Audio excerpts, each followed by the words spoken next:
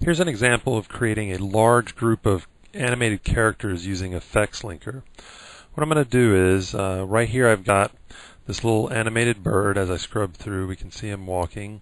And I don't have any bones in this character. What I did was, let me select the bird and hit P for properties. I'm using MD Be sure to check out the MD MD video to see how this works. But I've loaded in an MDD file so that this character can walk. And I'm going to select this object. It's just a flat plane with 36 points on there, and what we're going to do is we're going to use this as a particle emitter.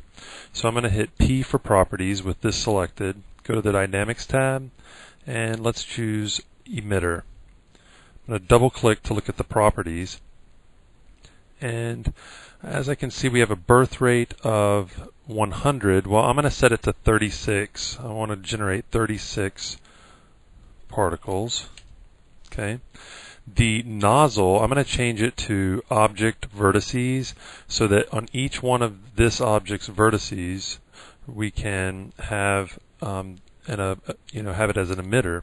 So if I set the particle limit to 36 and set the generate by frame, so what that means is every frame it's going to generate 36 particles, limiting it to 36, and if I set the lifespan to 400, because we have 400 frames, that means that this particle emitter is going to generate 36 particles, and then that's all it's going to generate. For resistance, I'm going to set that to 0 so that we can actually have the particles moving with motion. I want the particles to travel in the negative Z, so in the Z here I'm going to put negative 2 meters, and I'm going to push play, and I can see the particles moving along. Okay, they're moving a little too fast for my walk cycle, so I'm going to tone that down. Let's try 1.7, see what that looks like. Okay, that looks fast enough, but not too fast, so we're going to use that. So now that I have the particles moving the way I want, I'm going to go ahead and close this down, and I'm going to, from the Utilities tab and under Additional, I'm going to use FXlinker. I'm going to choose the particle emitter. Well, there's only one in the scene, so it knows which one. And then for the object, I want to replace each particle. I want to generate one of these birds, which is Augie Grid Layer 1.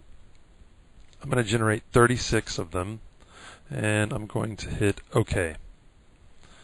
So if I push play, what we see is 36 of these Augies walking in unison.